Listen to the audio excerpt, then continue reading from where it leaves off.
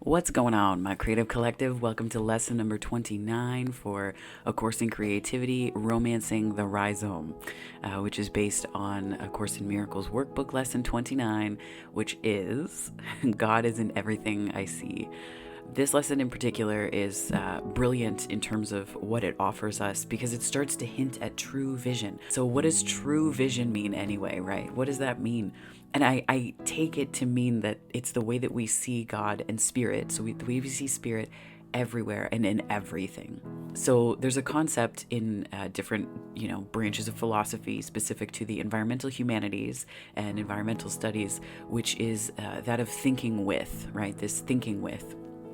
It essentially just means using concepts and different structures to think through and to think with that, in concert with it, in relationship to it, to process information about the world around us. So it's thinking with things, right? And thinking with things, worlding with things, making with things, becoming with things. These are all concepts that come from similar strands of philosophy. So thinking with is a concept that I've found very useful in terms of conceptualizing abstract spiritual concepts that come up in texts like A Course in Miracles.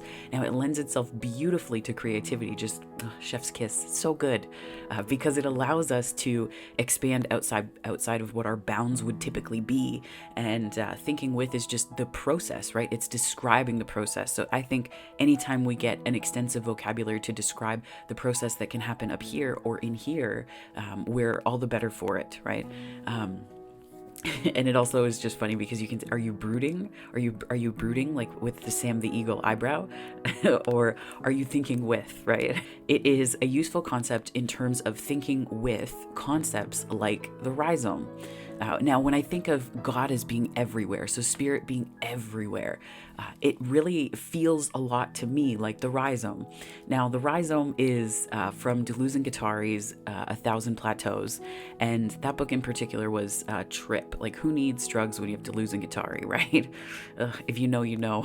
But they deal with a lot of deep philosophy, and one of the things about the rhizome that I loved, and I saw so many spiritual reflections, which is where deep theories to me it was such a profound way to connect with this spiritual world in my heart space as well. So the rhizome has several characteristics according to D&G, the OG D&G, not Dolce & Gabbana, Deleuze and Guattari, but they are, that the rhizome it has no real one entry point. It is everywhere, simultaneously. An example of a rhizome would be a ginger root, right? Where there's no real starting point. It has shoots, it has offshoots that grow up and all over, but there's the root itself, there's no real beginning point. And if you were to cut off part of the root, it would just sprout up somewhere else and continue and then attach back to the original one. And I think of this, as a beautiful analogy for spirit, right? Being everywhere. And this is we're really embodying this rhizomatic vision in this particular lesson. And creatively speaking, when we realize that we're emplaced within this kind of network, and this is slightly different, it could be considered similar to mycelial networks, but they typically stand on their own. So this rhizomatic thinking with spirit, or thinking with rhizomes of spirit, is this beautiful way to conceptualize the way that we are emplaced within this invisible field, and that spirit is everywhere around us all the time, existing simultaneously. There's no real entry point or exit, right? So it's hard to prioritize a specific way. It's a very non-linear, but also non-hierarchical perspective to take on spirit, because it's just everywhere all the time. So we can then tap into this because we too are part of it. And it's the funny part about this, and it's defined in the book. It's in the first chapter of A Thousand Plateaus, but it talks about how the minute that you try to conceive of it as a one, it ceases to be one, because there needs to be a hierarchy emplaced within it. So in a way, the rhizome can really only be experienced at a level of being, rather than a full conceptualization. Now, this is all super abstract, but what I thought about was the way that when we think of ourselves as, in this way of being within and of the rhizome, which is spirit, we're not only rooted, this is a deeply grounded life that we're living. We are also emplaced within this beautiful field and network that connects us to everyone and everything and all of the things that are happening simultaneously through a time-space continuum, but also through an energy, which we know to be quantum fields and the like. So it's these beautiful layers of theoretical, like these theorizations that you can add to spiritual experiences.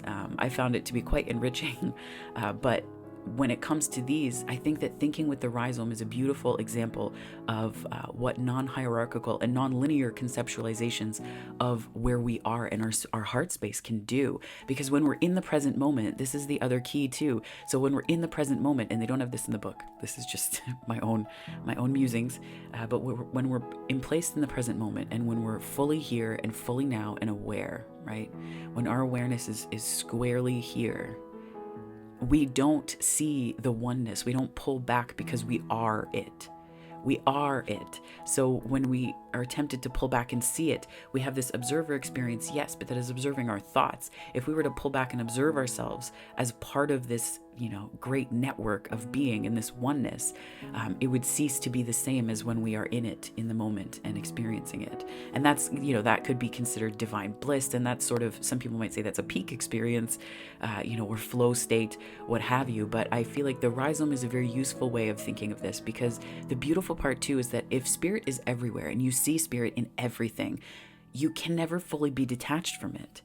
So all of the thoughts that you have that are worrisome or that feel like a threat, that feel threatening because of what they present to, as potential harm, or to your person, or worry thoughts, that kind of idea, it really is it never squares as quite as true as our mind would have us believe, right?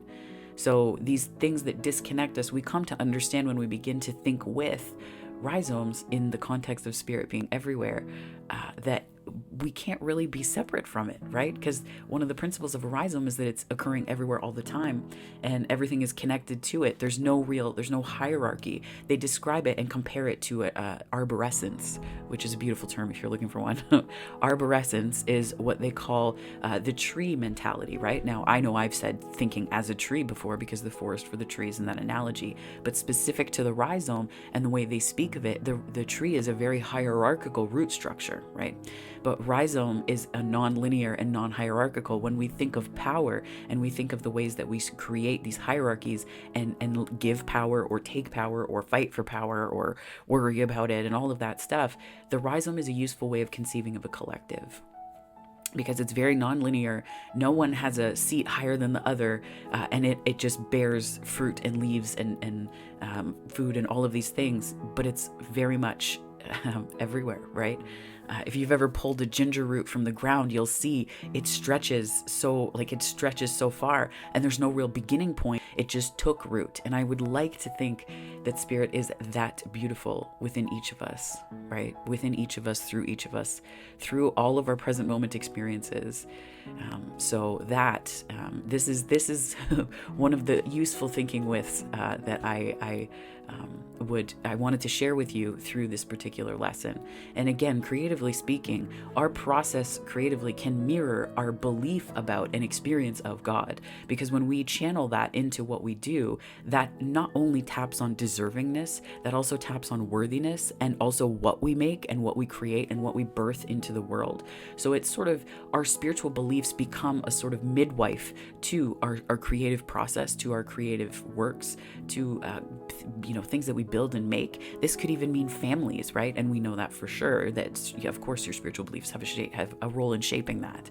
So your creative spark is based on an adaptation from a book called Running Over Rocks: Spiritual Practices to Transform Tough Times by Ian Adams. I'll put the link in the description below. But this adaptation is also from a website, so I'll put that in the description below as well. Now, this is called Terra Divina, which is a prayer with the landscape. Now, for folks who grew up in Catholic churches like I did, so Roman Catholic, you'll know that there's Lectio Divina, which is a way of reading text as a prayer. So this is an adaptation of both of those. And of course, it is planted firmly in the earth, as most things that I do are. So Terra Divina, what is this exactly? So one of the components of this, the first one is Lectio, which is reading the landscape like a text. So go on a hike, take a walk somewhere, and be as silent as you can be, or embrace silence within. If it's easier for you to do this with headphones on and music to tune out any kind of energetic or other noise in the world around you, feel free. This is not prescriptive. You can do this any way you want. So the first step is Lectio, which is reading the landscape like a text. What is it saying to you? What nuances reflect the adjectives, the adverbs, the syntax of it? Where do you see all of this coming to life in the landscape? Just sit, take several deep breaths in as you do this. Really ground yourself. Find a seat on a park bench, or better yet, sit on the grass if it's feasible for you to do so. I like to have my hands on the earth. I like to feel my palms on the earth or on trees or on dirt when I do this. And then so that moves us into step 2, which is meditatio, which is just a meditative awareness of what is happening around you. Resist the urge to wonder why. Resist the urge to wonder why. Feel blades of grass between your fingers on the ground, on the grass. Feel the dirt beneath your hands. If it's seasonally appropriate, feel the earth beneath your feet. Squish your toes in the grass. If you're near or in water, you can dangle your feet in the water and just feel where you are. Feel the earth where you are, but resist the urge to ask why about it. Resist the urge to let curiosity take over and just be where you are, in place. So that's step 2. So step 3 is oratio, which is essentially the prayer or yearning. And yearning is, in this sense, it's a reaching outwards to and a recognition of. It's a sort of communication with energy, and in many ways a communion of energy with the space around you. So from the website that I have linked down below, it says this of this particular step: let the sight and sound of the branches absorbing the destructive power of the wind absorb the destructive power of whatever is concerning you. And then step 4 is contemplatio, which is where we contemplate where we are. And this is where we allow some thoughts to squeak through, but we mostly just watch. We don't let those thoughts construct these castles into which we climb and view from above. We just sit where we are and we contemplate where we are, and we feel the presence. We enjoy the presence of where we are. We sense the feeling of being very alive and in place. This is where we tap into that sense of all being well, all is well. And so this is essentially how we read the landscape. And this is something I do quite often. And I find that it has so many stories to tell beyond just the basics of birds flying or calling. You begin to hear the hum of the world beneath your feet. You begin to tap into that frequency, and you begin to understand what being a steward of this place means, because you feel it in a completely different way. So this is Terra Divina, which is your creative spark for today. So my friends, that is lesson 29, Romancing the Rhizome, inspired by workbook lesson 29 for A Course in Miracles. God is in everything I see. And thank goodness for that, right? Oh, thank goodness for that. If this resonated, please like and subscribe. I'd love to have you on the channel, and I'm very grateful for your eyes and your time and your energy that you bring here. It's so very much appreciated. So thank you for that. And wherever this finds you on the time-space continuum, I hope it finds you wrapped up in so much love and surrounded by the awareness that spirit is in everything you see. So take care, my friends.